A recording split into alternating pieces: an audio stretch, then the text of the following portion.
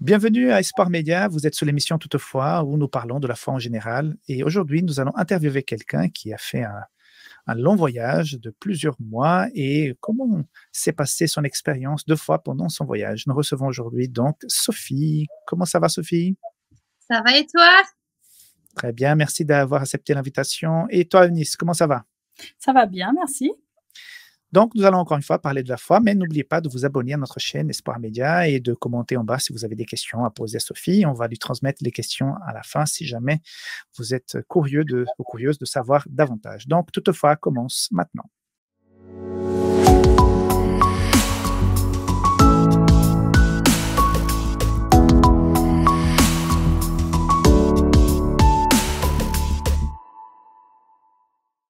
Voilà, comme j'ai dit en introduction, nous allons interviewer Sophie. Sophie qui fait depuis une année et demie un long périple en Europe, dans plusieurs pays. Elle va un petit peu nous raconter. Donc, de façon assez résumée, Sophie, explique-nous un peu ton plan de voyage, pourquoi tu es partie, dans quelle modalité tu voyages et un peu les pays que tu as visités récemment.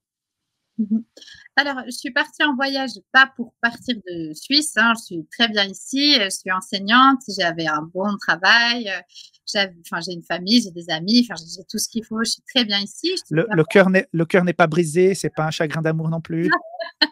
Non, tout va bien.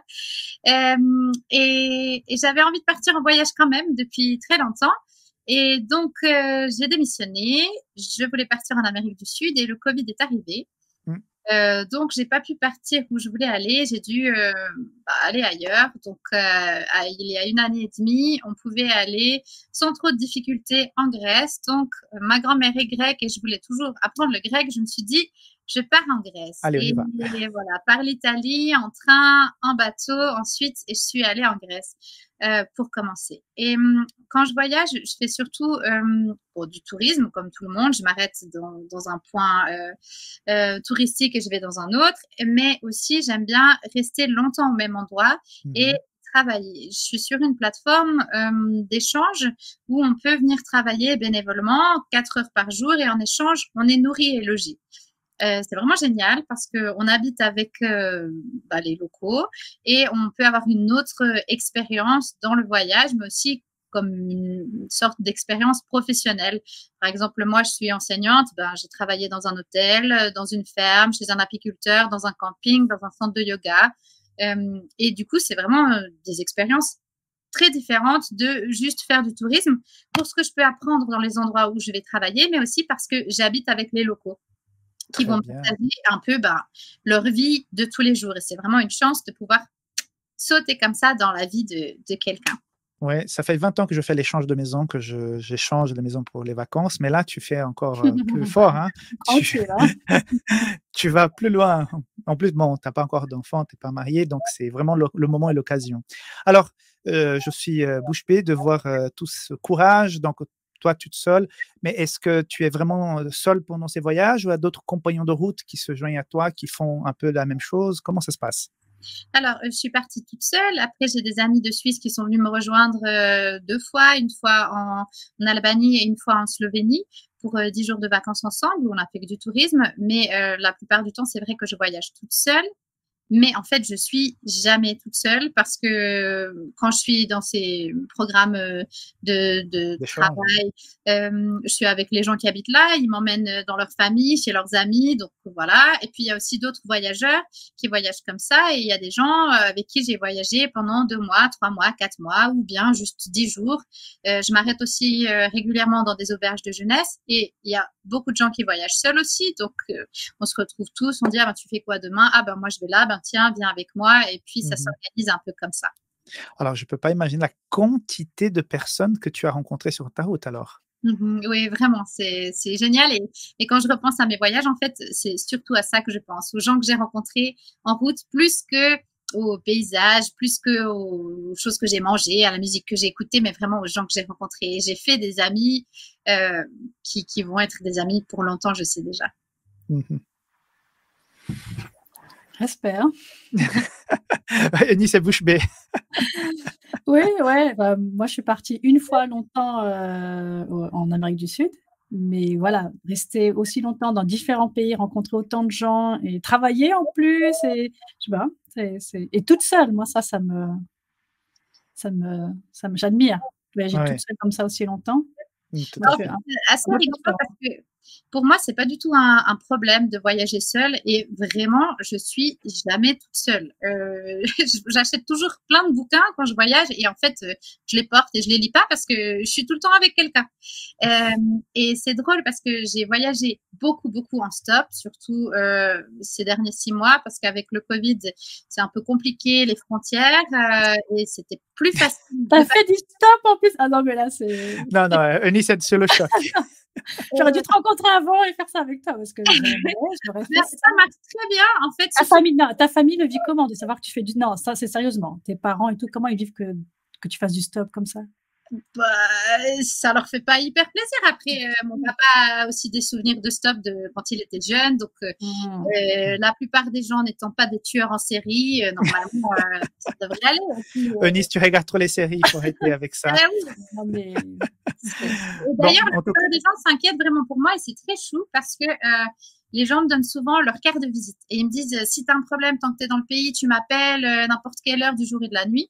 Et il y a beaucoup de gens qui font des grands détours pour me conduire exactement à mon point parce qu'ils disent non mais une femme toute seule, on peut pas vous laisser si vous arrive quelque chose. Donc où est-ce que vous voulez aller? Par là. C'est pas mon chemin mais je vous amène. Et ça voilà. m'arrive très très souvent. Même des gens m'ont donné de l'argent parce que je passais la frontière et j'avais pas de monnaie Du locale du pays. Et il y a des gens qui m'ont dit mais c'est pas possible, tenez. Et ils m'ont donné de l'argent comme ça. Ouais. Donc, tout ça, c'est la prière de tes parents. Je pense que tes parents, pendant que tu voyages, ils prient beaucoup. Non, mais clairement. On est très protégés. Très bien. Et puis, il y a une autre curiosité. Ces gens-là que tu rencontres, parce que tu parles pas albanais, tu parles pas toutes ces langues-là. Donc, c'est tout en anglais, espagnol. Comment tu Oui. communiques? Oui, alors en français, en anglais, en espagnol, en allemand, et puis parfois, déjà ces langues de ces pays voisins se ressemblent souvent. Donc à la langue, je commence à avoir des petits mots, des petites choses, donc on arrive à se débrouiller pour communiquer un petit peu, mais c'est vrai que Tu souvent arrives là-bas, tu dis dobre, dobre, et les gens sont tout de suite, ouais, au long sourire. Très bien. Alors, Sophie, on est là pour parler de la foi et comme tu es une voyageuse, comment tu vis ta foi? Comment ta foi a été enrichie par cette expérience? Parce que tu es suissesse, tu as grandi ici, très engagée au niveau de ton église locale, et tout à coup, ça fait quoi, 1 an et demi déjà, hein, que tu es partie, comment tu as vécu ta foi, ton engagement parmi tous ces déplacements? Alors, c'est assez intéressant d'être à l'étranger justement pour plein de raisons, mais au niveau de la spiritualité aussi, parce que quand on est sorti de son milieu, on n'a pas de routine et les gens n'ont pas d'attente non plus particulière par rapport à nous. Ils savent pas, ah ben Sophie, elle pense comme ça, Sophie, sa mentalité, c'est ceci, c'est cela. Donc en fait, je suis libre de tout redéfinir si je veux, mais aussi je dois me positionner par rapport aux gens parce que du coup, il faut dire ça c'est ok pour moi, ça c'est pas ok, moi je pense comme ça. Et on a beaucoup de discussions et c'est très intéressant parce que comme les gens savent que je fais que passer, en fait, il y a un peu un espèce de syndrome, comme on dirait, de l'inconnu du train. Les gens se sentent libres de partager beaucoup de choses. Et moi aussi, d'ailleurs, on partage beaucoup de choses. Et quelque chose que je trouve assez intéressant et très différent par rapport à la Suisse, c'est qu'en Suisse, quand on dit qu'on est croyant, quand on dit qu'on est chrétien, alors maintenant, ça me le fait plus, mais pendant longtemps, on me disait, mais c'est tes parents qui t'obligeaient à aller à l'église. Alors que dans tous ces pays des Balkans, c'est très normal d'être croyant, c'est très normal d'aller à l'église, ne serait-ce que 1 ou 2 fois par année pour des événements particuliers. Alors du coup, les gens, ils ont une religiosité assez forte, mais ça ne veut pas dire qu'ils sont pour autant plus spirituels. Et c'est assez intéressant parce qu'ici, quand on va discuter de foi avec les personnes qui nous entourent, c'est souvent des gens qui ont pas de connaissance des mêmes traditions religieuses qui ont des fois rien et qui s'intéressent à la spiritualité, alors que dans ces pays-là, en fait, les gens, ils vont avoir souvent une culture religieuse très, très forte avec beaucoup, beaucoup de traditions. Et quand on essaie de discuter en disant oui, mais ça Sur veut le dire fond. toi, Dieu dans ta vie, la prière, tout ça, ils me disent ouais, enfin, c'est à l'église, quoi. c'est très différent, un peu inversé de ce qu'on vit ici, en fait. D'accord. Je me reconnais un peu dans le début de ce que tu as dit, parce que comme j'ai dit, je suis partie 5 mois en Amérique du Sud, et il n'y a pas tes parents, il n'y a pas ton église, il n'y a pas tes amis. C'est là où tu vois vraiment si tu crois vraiment en Dieu, quelles sont vraiment tes croyances, tes fondations spirituelles, parce qu'il n'y a personne pour te voir. Tu peux être qui tu veux, et c'est là où tu sais vraiment qui tu es. Et franchement, je t'admire, au-delà de tout ce que l'autostop, tout ça, machin. Mais ouais, moi, je recommande à chaque fois, je dis les jeunes, mais partez en voyage longtemps et sans personne pour que justement, vous puissiez savoir qui vous êtes vraiment. Je pense que c'est là où vraiment on se rencontre, on se connaît. Donc, quelles furent les plus grandes richesses que tu as retrouvées? Parce que là, tu as pu identifier que peut-être les gens là sont plus ouverts, sont davantage proches de la religion, mais qui ne vivent pas vraiment une relation personnelle avec Dieu, donc beaucoup dans la tradition. Mais quelles ont été les bonnes choses que tu as pu retrouver, rencontrer, apprendre de ces rencontres, de ces lieux? C'est difficile de répondre à cette question. Je ne saurais pas dire exactement ce qui m'a plu ou pas plu, ou enfin pointer comme ça, c'est difficile.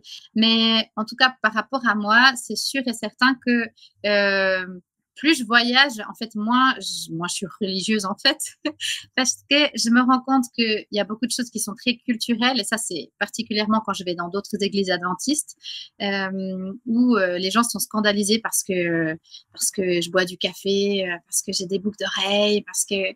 et puis, en fait, parce que je suis venue à l'église avec un pantalon, et ça choque les gens, et en même temps, bah, tout ça... Ça me fatigue un peu. Je me dis, mais en fait, c'est pas ça qui est essentiel, de savoir si j'ai mis des boucles d'oreilles aujourd'hui ou si j'ai un pantalon aujourd'hui, parce que de toute façon, dans mon sac à dos, je me balade pas avec des robes de soirée. C'est des choses qui, pour moi, me permettent un peu de nettoyer toutes ces choses un peu traditionnelles auxquelles on est parfois attaché et qui nous empêchent d'aller à l'essentiel. D'accord. Donc, tu as retrouvé une spiritualité encore plus enracinée dans l'être que dans le faire, dans le paraître. C'est ça, je résume bien. Oui. Oui. Et puis, si tu pouvais donc, d'après toute cette expérience, apporter des améliorations là où tu es, en Suisse, quand tu vas revenir définitivement en Suisse, qu'est-ce que tu vas pouvoir apporter d'après toute cette expérience de voyage? Par rapport à la foi, par rapport à l'Église? Là, tu as des questions difficiles, Rickson.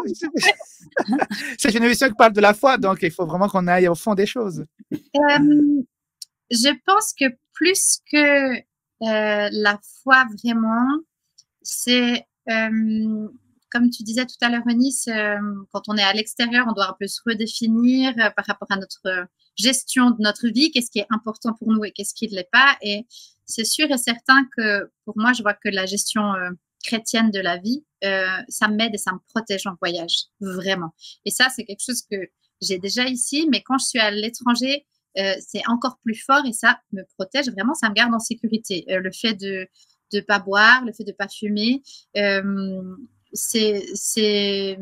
bah déjà, ça perturbe un peu les gens. Au début, ils sont un peu là, mais quoi, mais vas-y, bois un verre, détends-toi, mais il n'y a personne qui te voit, il n'y a personne. C'est pas la question. Exactement.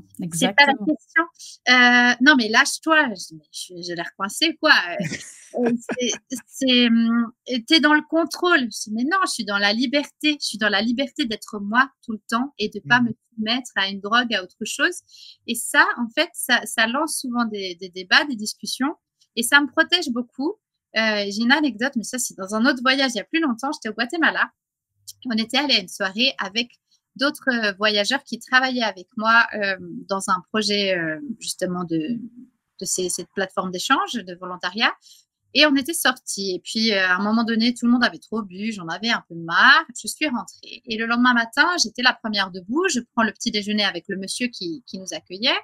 Il dit, elles sont où les deux autres filles? Je dis, elles dorment encore. Elles sont sorties trop tard hier soir. Moi, je suis rentrée plus tôt. J'en avais marre. Tout le monde avait bu. Et puis, il y avait un gars un peu bizarre qui nous a raconté ceci, cela. Et le monsieur commence un peu à creuser, à s'inquiéter. Je dis, mais pourquoi tu poses tellement de questions? C'est quoi le problème? Je dis, ouais, quand même, il faut faire attention parce que des fois, il y a des problèmes avec du GHB. Donc, on met dans les verres des filles la drogue du violeur. Donc, et il y a eu des problèmes dernièrement avec ça. Donc, il faut faire attention. Mais j'ai pas peur pour toi. Bah, ok, merci. C'est quoi, je suis trop moche ou c'est quoi c'est quoi le sens de cette remarque? Mais parce que toi, tu sais où tu vas, tu sais ce que tu fais, tu bois pas, tu fumes pas. Et en fait, du coup, il va rien t'arriver. Et c'est là que je me suis rendu compte, en fait, que toutes ces valeurs qu'on m'avait transmises et que j'ai gardées, en fait, n'étaient pas des règles qui étaient juste pénibles et lourdes à porter, mais en fait, qu'elles étaient vraiment des valeurs. Mais des protections en fait. Tout est permis, mais tout n'édifie pas. Et c'est sûr que oui, alors si j'avais envie de boire quelque chose, bon ben voilà, c'est mon problème. Mais après, il y a quand on est en voyage aussi beaucoup plus de risques. Et ça, c'est quelque chose que je peux garder aussi pour ici, de me dire en fait, c'est une protection ici aussi. C'est pas parce que je suis chez moi qu'il peut rien m'arriver. Et ça, je veux garder pour ici et le partager aussi avec les personnes qui sont autour. Est-ce que entre le moment où tu es partie il y a 1 an et demi en arrière et maintenant, tu te sens différente au niveau de ta foi, de ta religion, de ta manière de pratiquer ta foi? Est-ce que ça t'a changé? Je sais pas si ça m'a changé, mais c'est sûr et certain que quand on est toute seule, il n'y a rien qu'à voir même aux exploitations. Les enfants, quand ils sont en jeu de piste, qui se perdent au scout dans la forêt la nuit, ils prient. Et donc, en fait, de se retrouver dans des situations où c'est un peu compliqué parce qu'il y en a toujours en voyage, il commence à pleuvoir, la nuit tombe, je veux pas faire du stop la nuit sur une aire d'autoroute bizarre, et je commence un peu à stresser. Il y a un minimum de conscience quand même. Ça me rassure. Et là, tu commences à prier fort. Et puis aussi, en fait, la plupart du temps, je prie pas pour demander la protection, mais en fait, pour remercier. Et la plupart du temps, j'entends des gens qui s'inquiètent pour moi et je peux juste leur dire qu'en fait, je peux que prier pour remercier parce que tout se passe toujours bien, parce que je rencontre des belles personnes, qu'il y a des gens qui m'aident, qu'il y a des gens qui m'ouvrent leurs portes, qu'il y a des gens qui m'accueillent et en fait, ça fait grandir en fait ma reconnaissance. Et ça, vraiment, c'est très, très fort parce que j'expérimente tous les jours quand je suis en voyage des surprises, en fait, inattendues. C'est pas du tout routinier, tout est différent, tout est possible. Et en fait, tout se passe toujours bien. Donc, ça me remplit de joie à chaque fois. Très bien, très bien. Donc, on retient que ces expériences t'ont fait quand même grandir, que tu en retires des très belles choses et que ça alimente ta relation avec Dieu. Et puis, à quelque part, tu vois que les valeurs que tu as reçues depuis ton enfance ont un sens. C'est très encourageant, très encourageant. Te connaissant un petit peu, je sais que tu es aussi quelqu'un d'assez affirmé, tu donnes ton avis, tu sais argumenter et je pense que tu sais aussi te protéger, faire attention. Je sais que tu vas repartir, hein? Tu es dans un travail temporaire pour gagner un peu de sous, c'est ça? C'est ça, ouais. Je vais travailler donc comme remplaçante à l'école janvier-février, peut-être mars. Et puis, si tout va bien, je repartirai. J'aimerais bien aller en Jordanie, mais on verra ce que le Covid me laisse faire d'ici quelques mois. Et puis, peut-être que d'ici là, j'aurai changé d'avis parce que j'aurai rencontré quelqu'un qui me dit « Tu veux pas venir dans tel pays ?» Et c'est toujours comme ça. Et en fait, les choses tombe pile poil bien. Chaque fois que j'ai eu un problème en voyage, quelque chose qui a été annulé, quelqu'un qui m'a laissé tomber un problème, et ben chaque fois ça s'est mis sur une autre piste qui était en fait vraiment super. Donc là, je m'attends à avoir un changement de programme, mais je suis prête. Je me dis, allez, je prends ce qui vient et puis de toute façon, quoi qu'il arrive, Dieu est avec moi et ce sera bien. Bon, pour une Suissesse, tu es assez ouverte parce que normalement, les Suisses sont un peu plus organisés. Hein? Il y a quelque chose là. C'est les origines grecques, ma grand-mère dirait ça. Je pense, il y a un peu de mélange là. Très bien. Sophie, merci beaucoup pour cet échange, pour ce témoignage. Je pense que ça enrichit notre audience. Merci aussi de ta franchise. Hein? Tu dis les choses ouvertement. Et puis, il y a des valeurs que tu dégages qui sont assez intéressantes et que tu puisses te bénir et te conduire dans ces prochaines aventures. Et te protéger. Oui, oui. Maintenant, je sais que je dois prier pour une amie qui est Ah perdue oui, moi quelque aussi, part. je prie. Merci, je prends, priez pour moi avec plaisir. Très bien.